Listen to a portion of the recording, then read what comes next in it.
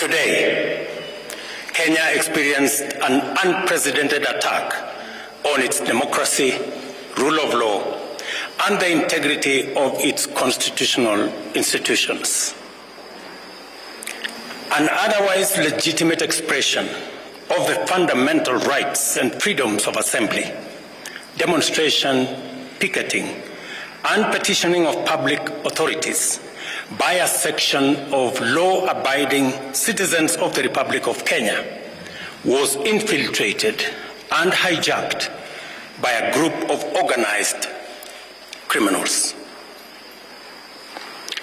Most regrettably, today's attack on Kenya's constitutional order has resulted in the loss of lives, also destruction of property and desecration of institutions and emblems of our sovereignty. Today's events mark a critical turning point on how we respond to grave threats to our national security. I assure the nation that the government has mobilized all resources at the nation's disposal to ensure that a situation of this nature will not recur again at whatever cost. I thank our security officers who are on duty today for applying themselves to the best of their abilities in the defense of Kenya and its people. Accordingly, I have directed all the organs of our national security to deploy measures to thwart any attempt by dangerous criminals to undermine the security and stability of our country. As the people of Kenya go to bed tonight, I give you my assurance that your security, that of your families and property, remains my utmost priority. To the young people of Kenya, who I must thank for helping our country organize our democratic discourse around issues, I thank you and assure you that the conversation you have begun around pertinent issues of our nation will continue to inform our policy and governance decisions. As I promised on Sunday, this conversation will not be in vain.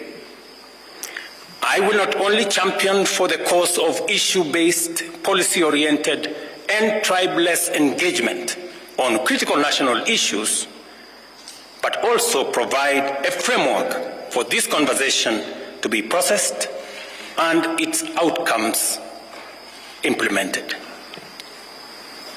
However, our national conversation on any subject matter must be conducted in a manner that respects and honors the foundational values upon which our nation is established. We have incurred as a nation today. It is possible that the criminals who rained terror on innocent people and attempted to challenge our law enforcement deployments are still determined to continue with their dangerous behavior. I assure the nation of the government's determination to fulfill its constitutional duty of protecting the people of Kenya against all forms of harm.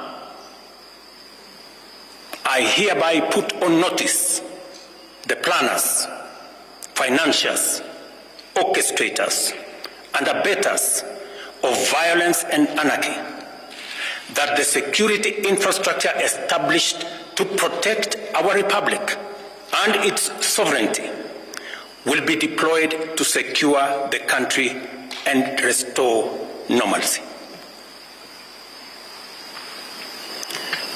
It is not in order or even conceivable that criminals pretending to be peaceful protesters can rain terror against the people, their elected representatives and the institutions established under our Constitution and expect to go scot-free. We must isolate crime from democratic expression and separate criminals from people exercising the freedom of expression and divergent opinion. I shall continue to lead a government that is fully committed to maintaining the integrity of our state, promoting the unity of our nation, and enhancing the peace and security of all citizens and their livelihoods. I am bound under sacred constitutional mandate to respect, uphold, and defend the Constitution of Kenya, which declares that all sovereign power belongs to the people, and that this power shall be exercised only in accordance with the Constitution. The government will therefore uphold its constitutional mandate to secure our nation and its development, and shall treat every threat to national security and the integrity of our state as an existential danger to our republic. Accordingly, I assure Kenyans that we shall provide a full, effective, and expeditious response to today's treasonous events. Thank you.